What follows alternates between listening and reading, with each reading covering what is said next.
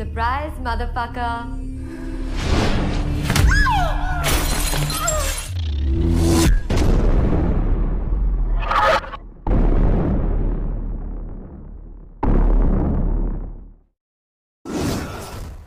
Hello guys, welcome back to my channel Trending Gelo.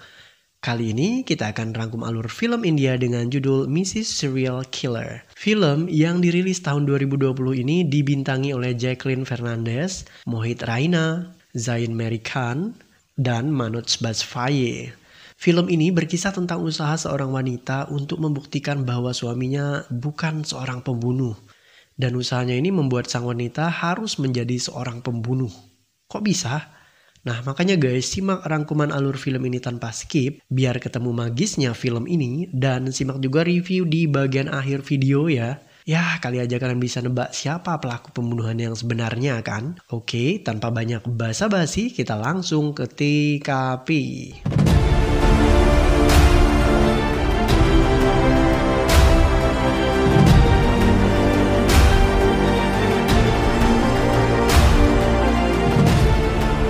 Guys, film ini diawali dengan adegan di mana seorang wanita cantik tampak sedang menyandra seorang wanita lainnya. Sejurus kemudian, wanita ini menyayat wajah wanita yang disandranya.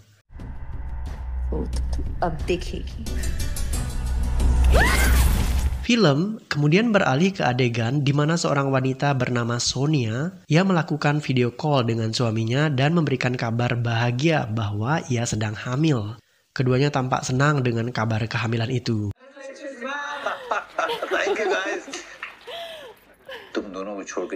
Tak lama setelahnya, seorang pria datang dan mengetuk pintu.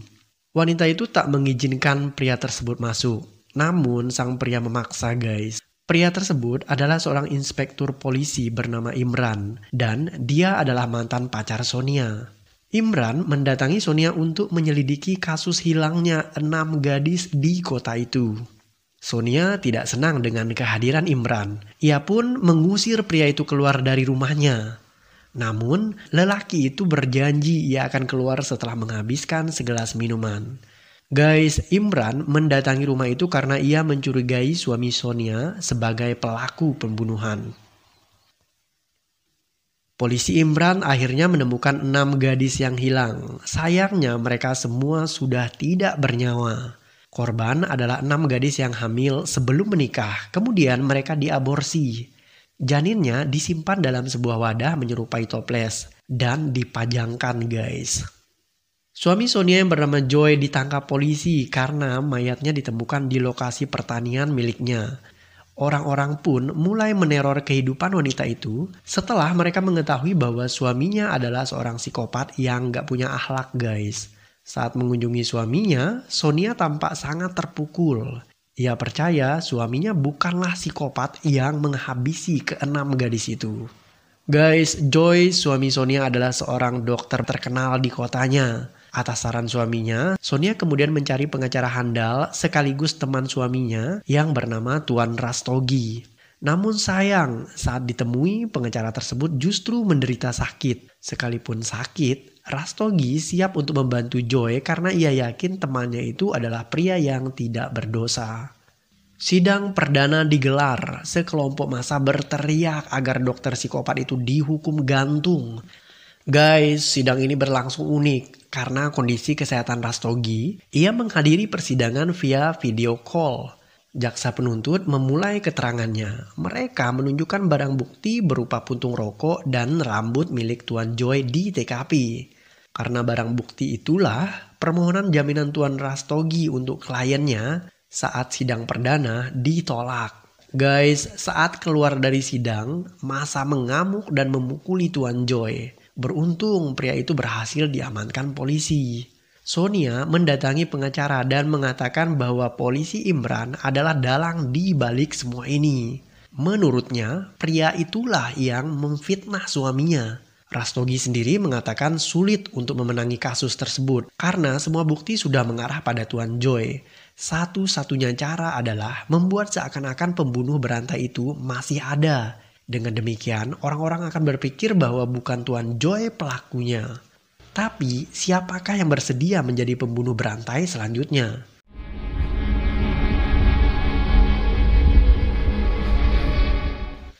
Film kemudian beralih ke alur mundur guys. Imran dan Sonia tampak bercengkerama dalam sebuah mobil.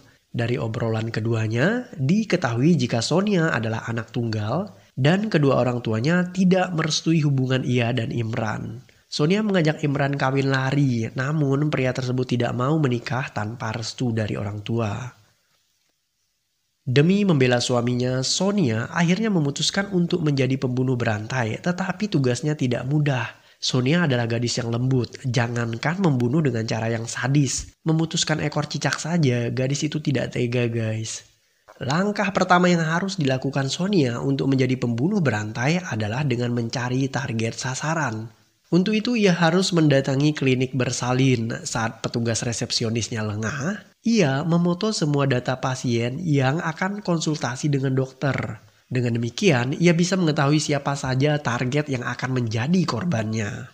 Dari data yang ia peroleh, Sonia hanya memiliki 3 gadis hamil di kota itu. Sonia menelpon calon korban satu persatu dengan berpura-pura menyamar menjadi resepsionis hotel yang menawarkan bulan madu kepada pasangan suami istri yang baru menikah. Dengan demikian, ia bisa memastikan jika wanita itu hamil setelah menikah atau hamil di luar nikah. Ketika menelpon gadis terakhir, ternyata gadis itu adalah Anushka dan ia hamil di luar nikah. Sonia kemudian membuntuti Anushka.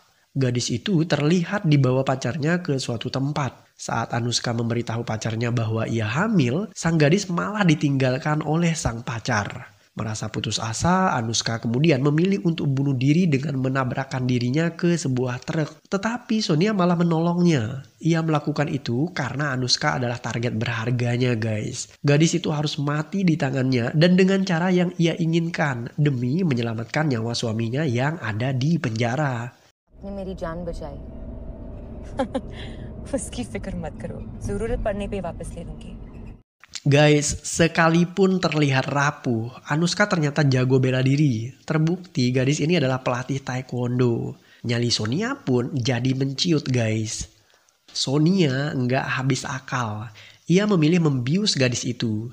Sebelum melakukan itu, ia melakukan uji coba biusnya pada seekor anjing dan usahanya berhasil. Si Dogi langsung semaput sesaat ia menelan roti yang dibubuhi kloroform. Ketika Sonia sedang praktek simulasi penggunaan bius pada si Dogi, pembantunya malah menumpahkan kloroform miliknya di dapur.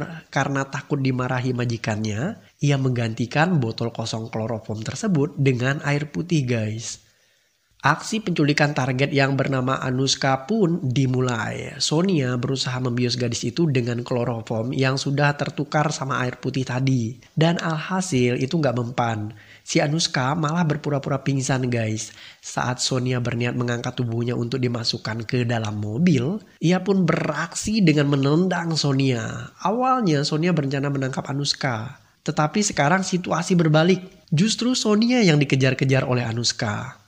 Anushka nekat banget guys. Ia mengejar Sonia sampai ke area taman yang dipenuhi dengan bunga. Anushka ternyata penderita asma dan ia tidak tahan dengan serbuk bunga itu.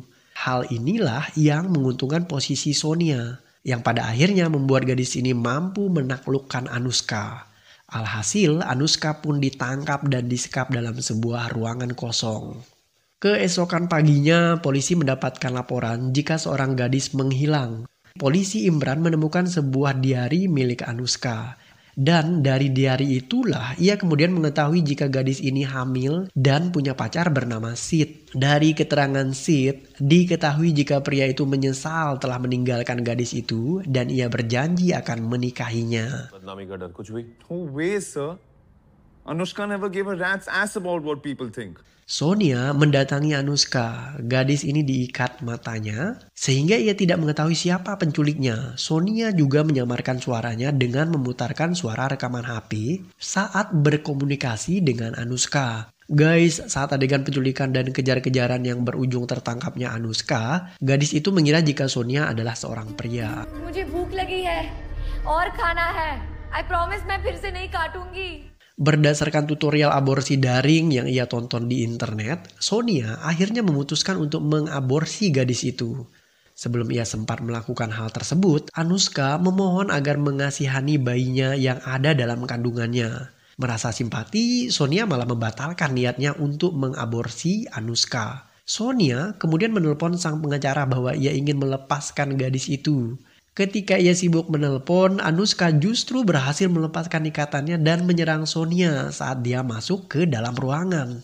Pertarungan sengit, namun hal itu bisa dimenangkan Sonia secara keberuntungan semata. Ia berhasil menyuntikkan gadis itu dengan obat bius, kemudian kembali mengikatnya. Film kemudian beralih ke adegan awal tadi, guys. कोशिश कर रही है।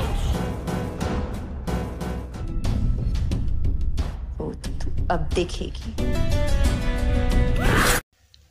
Segerombolan massa mendatangi kantor polisi. Mereka menunjukkan rasa tidak percayanya kepada polisi Imran.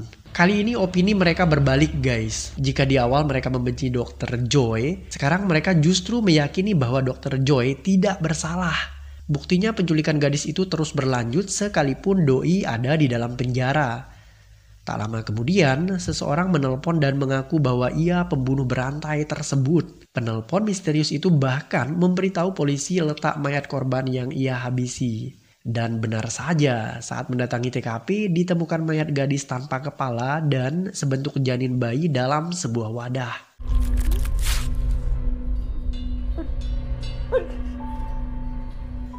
Sidang kembali digelar. Kali ini Sonia menghadiri sidang dengan penuh ketenangan dan percaya diri, guys. Hadir di persidangan, pengacara Rastogi dengan alat bantu berupa kursi roda.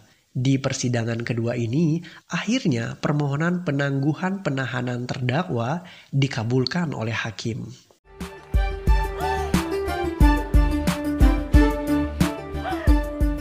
Saat dibebaskan, Joy kemudian dibawa Sonia ke ruangan di mana Anushka disekap. Dan Anushka tampak masih hidup dengan tangan terikat di sebuah ranjang. Guys, masih ingat kan mayat yang ada di TKP? Nah, ternyata mayat tanpa kepala itu adalah mayat pasien yang tidak dijemput keluarganya di kamar mayat. Dan Sonia mengambilnya, begitu pula dengan janin yang ada dalam wadah toples tadi.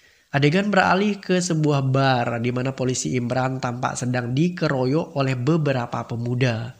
Mereka mengeroyok pria ini karena dianggap telah memfitnah orang sebaik Dr. Joy. Di lain sisi, kekasih Anushka yang bernama Sid berhasil menyelinap masuk ke ruangan di mana pacarnya disekap. Saat ia berusaha membuka ikatan Anushka, seseorang masuk ke dalam ruangan. Sid memutuskan untuk bersembunyi dalam sebuah lemari. Sayangnya ia malah terkunci. Oke guys, ceritanya makin complicated aja nih. Siapakah yang menghabisi 6 gadis yang hamil di luar nikah secara sadis dan gak berakhlak? Dan apa motif dibalik pembunuhan brutal tersebut? Well, let's find out.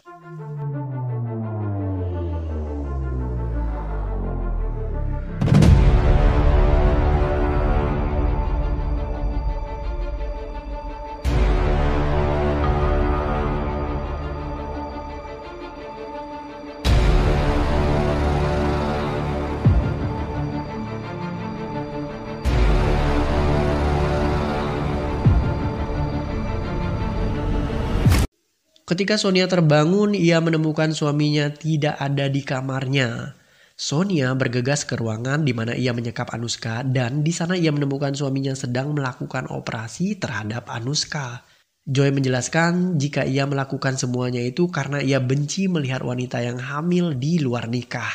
Itu mengingatkannya akan ibunya dulu yang pernah hamil di luar nikah, kemudian memilih membuang bayinya setelah ia lahir. Jadi bisa disimpulkan jika Joy ini adalah seorang anak yang dibuang oleh ibunya, guys. Ternyata Dr. Joy ini adalah seorang psikopat dan mengetahui itu Sonia berusaha merebut pisau bedah yang ada di mejanya. Namun ia kalah gesit yang pada akhirnya membuat tangannya ditusuk oleh Joy.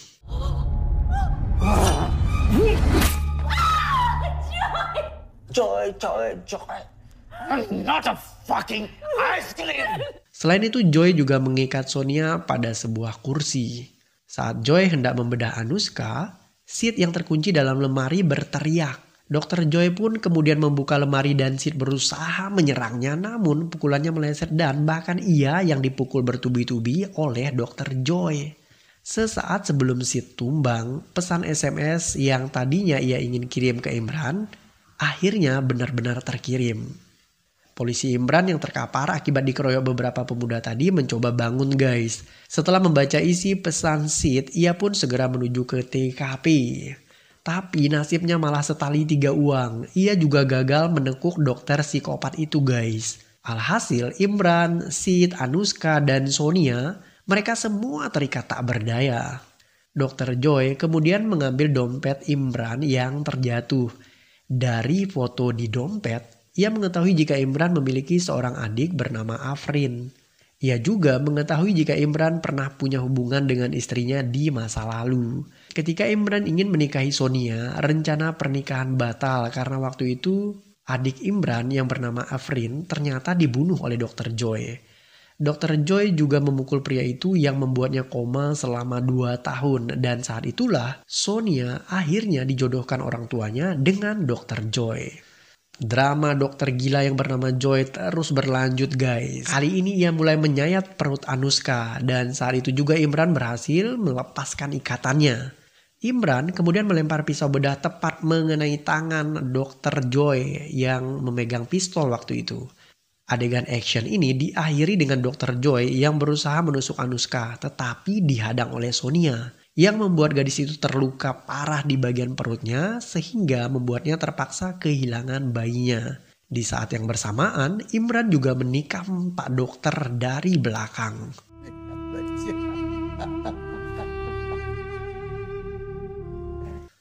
Guys, Sonia dan Anushka terbaring di rumah sakit dengan ditemani Sid dan Imran. Keduanya selamat dari kejadian mengerikan itu. Sid kemudian mengatakan bahwa ia akan menikahi Anushka. Saat dokter yang merawat mereka masuk ke ruangan, dokternya mengatakan bahwa Dr. Joy berhasil diselamatkan. Imran mendadak terkejut guys. Ia bergegas ke ruangan di mana Dr. Joy dirawat. Namun, pria itu sudah tidak ada di sana. Film ditutup dengan adegan di mana pengacara yang bernama Tuan Rastogi dan istrinya membawa kabur Dr. Joy dengan sebuah mobil dan film pun berakhir.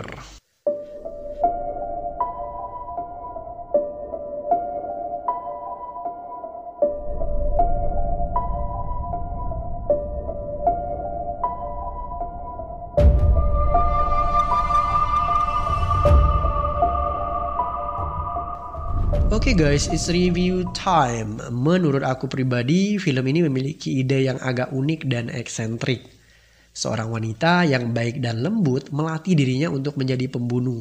Ini geli-geli lucu dan emang beberapa scene sangat menggelitik sih sebenarnya. Salah satu contohnya misalnya ketika Sonia ingin membius Anushka. Adegan ini bener-bener gokil sih guys. Selain itu aku juga suka banget sama pemeran utama di film ini. Sosok Jacqueline Fernandez selain cantik, doi aktingnya juga keren banget. Untuk kekurangannya sendiri, menurut aku pribadi sekalipun menghadirkan plot twist di ending film, tapi detail cerita yang dibangun untuk mengalihkan perhatian penonton agar nantinya terkaget-kaget di ending, bagian ini terasa agak kurang tegas guys. Sehingga terasa banget kalau cerita ini mudah ketebak. Oke, secara personal, overall aku memberikan nilai 7,5 dari 10 untuk film Mrs. Serial Killer ini guys. Nah, bagaimana dengan Anda?